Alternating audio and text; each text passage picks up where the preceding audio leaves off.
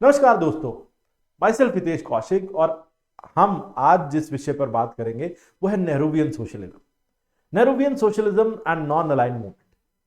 क्या आपने कभी सोचा है कि भारत सरकार कितना पैसा खर्च करती है सोशल सिक्योरिटी स्कीम्स पर, चाहे वो महिला कल्याण एवं बाल विकास हो या वृद्धावस्था हो या फिर पीजेंट और लेबर के लिए भी जो वो व्यवस्थाएं करती है जैसे मनरेगा योजना इत्यादि और श्रम योगी मानधन। इसके अलावा किसान कल्याण के लिए भी इतनी योजनाएं चलाई जाती हैं। साथ ही में जो डिप्रेस्ड क्लास या मार्जिनलाइज्ड कम्युनिटीज हैं उनके लिए भी प्रोविजन भारत सरकार के द्वारा बनाए जाते हैं। लेकिन इन सब के पीछे का कारण क्या है?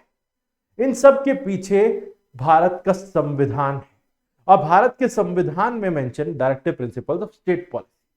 Directive principles of state policy जो भारत सरकार को ये दिशा निर्देश देते हैं कि उन्हें जन कल्याण के लिए लगातार कार्यरत रहना चाहिए और हमेशा प्रयास करना चाहिए पब्लिक वेलफेयर अचीव करने का। अब इसकी शुरुआत कहां से होती है या सोशलिज्म का यह विचार भारत में आया कहां से?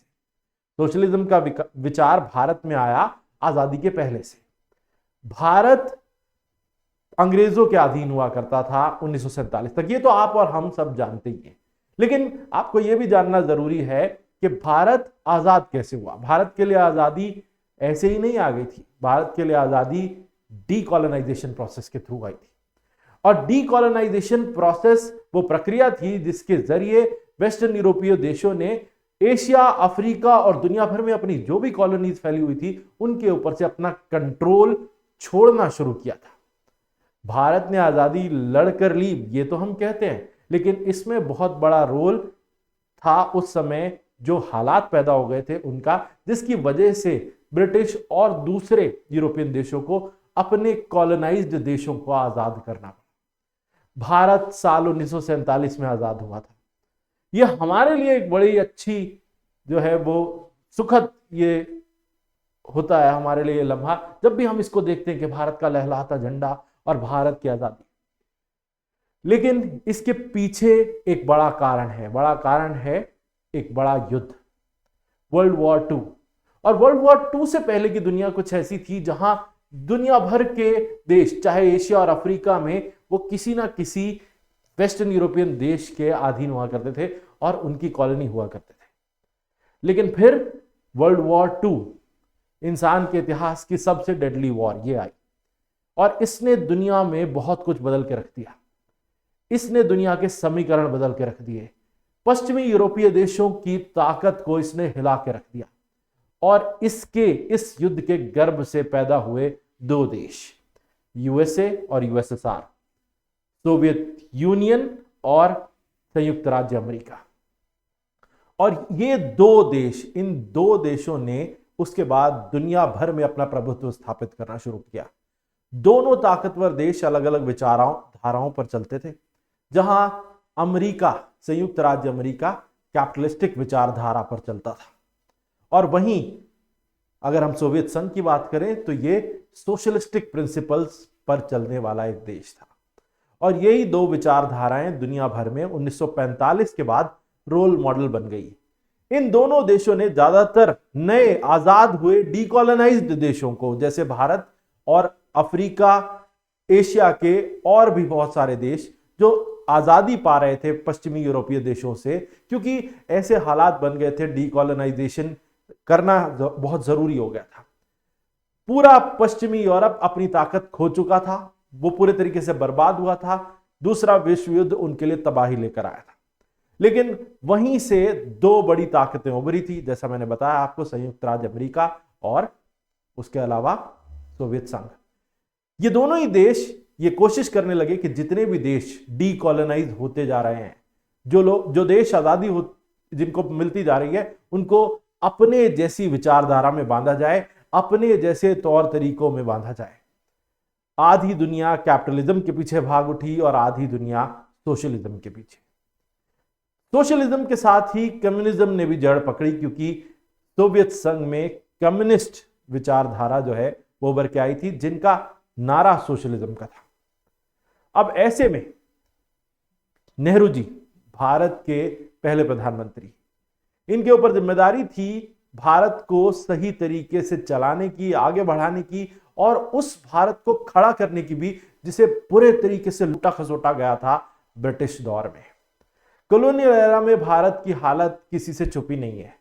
हमारी हालत के लिए भी बहुत हद तक ब्रिटिश जिम्मेदार हैं, जिन्होंने हमारे रिसोर्सेज को लगातार 300 सालों तक लूटा खसोटा और उसके बाद छोड़ गए एक ऐसी हालत में भारत को जहां से उबरना बहुत मुश्किल था।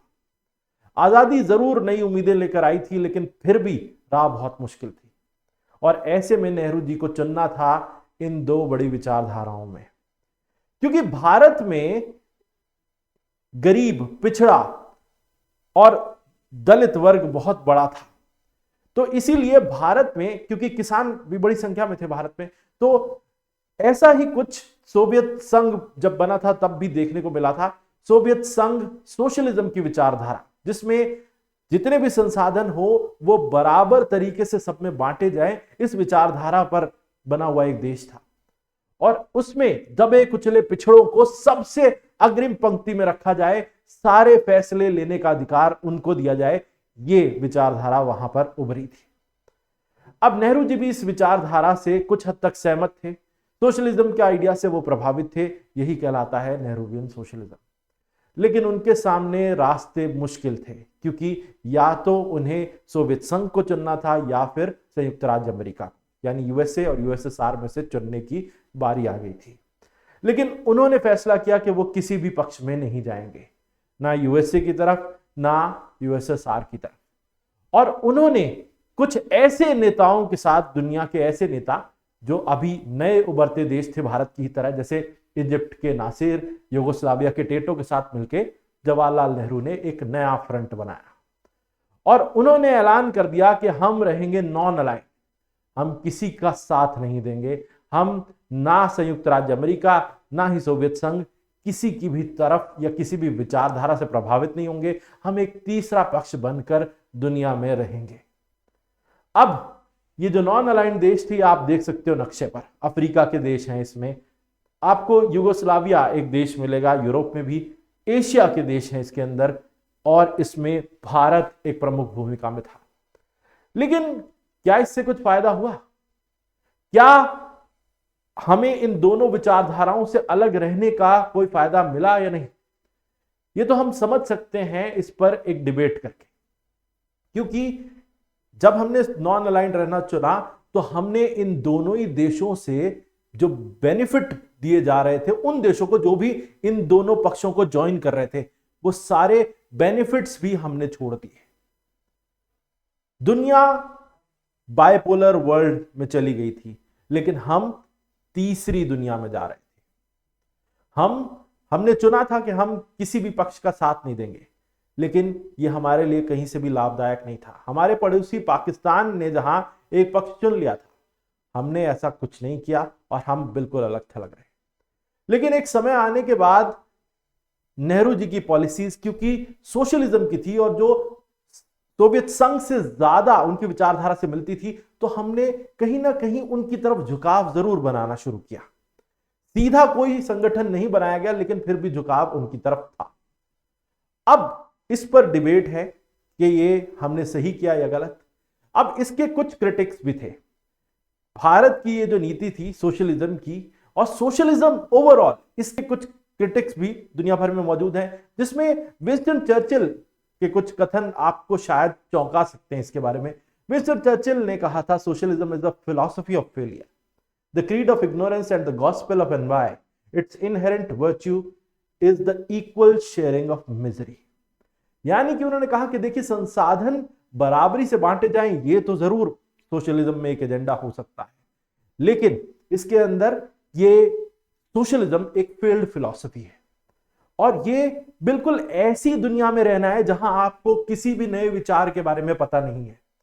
आप हर चीज से वंचित रहने में ही अपने आप को सही समझते हैं, लेकिन इसमें आप जो गरीबी है और जो भुखमरी है या लाचारी है, उसको दूसरों के साथ बांट रहे होते हैं और कुछ नहीं। यानी इनका यह कहना था कि सोशलिज्म के जरिए आप मार्केट से कंपटीशन को हटा देते हैं, सोशलिज्म की वजह से आप अपने ही सिस्टम को लाचार बना डालते हैं और इसीलिए यह सिस्टम दुनिया में हमेशा पिछड़ेपन की निशानी बन गया। यह कहना था विंस्टन चर्चिल का। अब इस पर डिबेट की जा सकती है, लेकिन शायद इसने भारत को भी बहुत हद तक नुकसान तो पहुंचाया, क्योंकि सोशलिस्टिक प्रिंसिपल्स को अगर हम फॉलो करते रहे तो शायद ऐसी सिचुएशन ना आ जाए कि कहीं सरकारों पर ही निर्भरता हो जाए, क्योंकि सोशलिज्म बहुत हद तक कम्युनिज्म की तरफ चला गया और जहां पर सरकारें ही सारे संसाधन कंट्रोल करने लगी। लेकिन 1990 के बाद भारत ने फिर एक रास्ता निकाला है और हमने अपनी मार्केट को खोला और उसके बाद हमने एक मिक्स्ड इकोनॉमिक मॉडल चुना और उसके तहत फिर हमने आगे बढ़ना शुरू किया और तब से शायद भारत के लिए समय बदलने भी लगा। तो इस पे आपका क्या विचार है? आप सोशलिज्म को कितना सही मानते हैं और कैपिटलिज्म को कितना सही मानते हैं, या भारत की जो अभी की नीति है आप उसे सही मानते हैं? यह आपको तय करना है। आज के लिए इतना ही, फिर मिलेंगे आपसे। जय भारत।